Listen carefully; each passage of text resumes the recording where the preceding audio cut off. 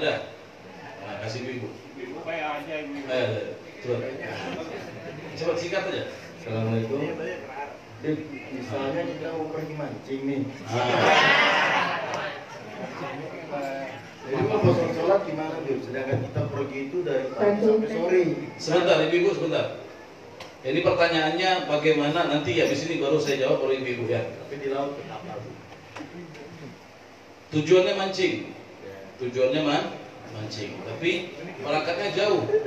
Ya, dari pagi sampai sore. Jarak yang ditempuh tempat mancing itu dia. Betul. Tempat mancingnya atau lama mancingnya? Naik kapal ke tengah laut. Naik kapal dari pagi sampai sore baru stop gitu. Ya. Iya. Bagaimana, bolehkah mengqashar sholat selama dia mancing tadi?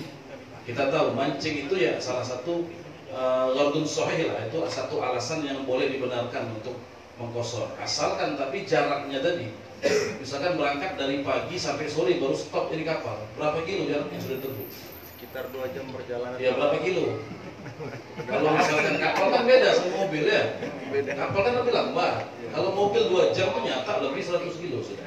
Tapi kalau kapal nggak tahu. Jadi artinya nanti harus tahu pasti, tanya nelayannya, dia udah biasa ngerti tuh. Dari tepi ini kita 2 jam atau 3 jam ke depan tuh berapa kilo. Kalau nelayan nggak baru 3 kilo aja nggak boleh. Ya kalau nelayannya atau yang punya kapal udah paham, dia bilang oh ini jarak dari tempat kita mancing ini ke daratan kurang lebih 100 kilo misalkan. Nah, itu baru boleh. Kelihatan itu. Masih kelihatan ini daratan. Boleh. Siapa lagi mancing juga? Tahuan. Di WK masih kelihatan pantai. Iya. Kalau masih kelihatan kan berarti hitungan ini aja masih belum 82 kilo dah. Intinya bukan lama perjalanan ya. Intinya jaraknya. Jarak tempuh berapa? Silakan ibu-ibu yang di belakang tadi. Langsung aja. Ibu-ibu. Ya, yang mau bertanya silakan. Ya, maaf ini di luar tema. Bagaimana hukumnya tentang menjual ASI? Kayak susu. Jual ASI. Nah, Hukumnya gimana ya? ya. Bolehkah menjual ASI? Jadi nanti terkait dengan hukum jual beli ya. Kita ingat kita sudah bahas bab jual beli. ASI yang dijual, berarti kan barang yang dijualnya ASI. ASI itu memenuhi syarat nggak? Coba kita ingat ya. Sedikit kita mengulang. Salah satu syarat jual beli barangnya itu pertama harus suci. ASI suci nggak? Suci. Kedua, barang yang dia mau jual itu milik dia. Jadi pertanyaan sekarang, ketika ya yang jadi pertanyaan ASI itu punya siapa? Punya istri atau punya suaminya? Nah, serius ini. Punya suami ini. Hah? Punya istri, punya suami? Istri.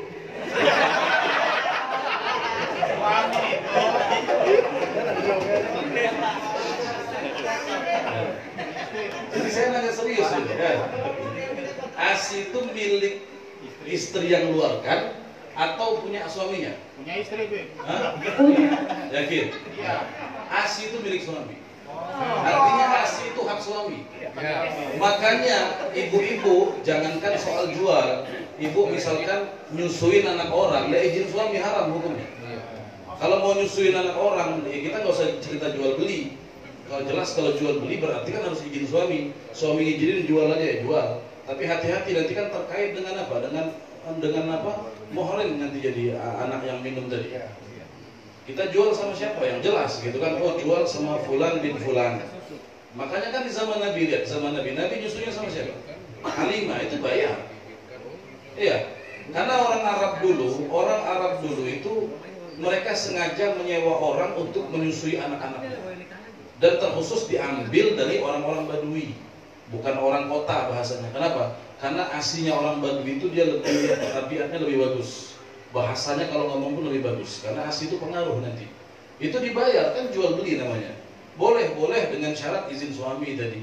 Kalau tidak izin suami maka tidak boleh. Hukumnya haram. Jangankan jual, tadi saya katakan kita nyusuin anak orang, ibu-ibu misalkan tidak izin suami atau suaminya nggak ridho, nggak boleh. Mungkin ingat satu cerita ya, Imam Haromen. Imam Haromen itu pernah suatu hari ditinggal sama abahnya Imam Juwaini namanya. Ya, Al-Imam Al-Juwaini. Anaknya Imam Haromen ini salah satu gurunya Imam Ghazali. suatu hari Imam Haromen masih kecil, ditinggal oleh ayahnya, kelaparan, nangis. Singkat cerita, apa yang terjadi? Disusui oleh budaknya, budak perempuan ayahnya punya budak perempuan, disusui. Ketika pulang, ceritalah nih budak, tadi Imam Haromen, anaknya ini saya susuin, kata budaknya. Maka si ayahnya ngomong, ayah Imam Haromen, kamu pas nyusuin anak saya izin nggak sama suami kamu? Oh, enggak. Apa yang dilakukan? Dia colok itu mulut anaknya biar susunya keluar. Kenapa? Karena barang haram yang masuk, syubhat. Dicolok itu, Imam Haromen masih bayi, dicolok mulutnya sampai keluar susunya. Maka suatu hari Imam Haromen ini cerita bayinya ya, ketika beliau sudah jadi ulama besar, ketika beliau sudah terkenal, ilmunya luar biasa, suatu hari beliau debat dengan ulama juga. Kalau zaman dulu orang sering debat, tapi debat mencari hukum, bukan debat-debat untuk menjatuhkan, bukan. Seperti studi banding, diskusi gitu. Ketika beliau sedang berdebat, tiba-tiba beliau susah ngomong, kayak susah gitu. Tiba-tiba kayak terhenti lidahnya. Apa kata beliau? Beliau mengatakan, mungkin saya susah ngomong sebab dulu ASI yang pernah masuk waktu saya masih bayi. Itu barang syubhat katanya. Bayangkan barang syubhat masih bayi masuk, pengaruh sama lidah. Apalagi kalau kita masuk barang haram. Ya, jadi intinya ASI itu milik suami. Jadi ibu-ibu kalau misalkan mau jual atau mau memberikan ASI itu kepada anak orang lain harus izin suami. Jelas Bu? Jelas? Ya, mungkin sampai di sini pembahasan yang kita bahas pada malam hari ini. Insyaallah kita lanjutkan di pertemuan yang mendatang.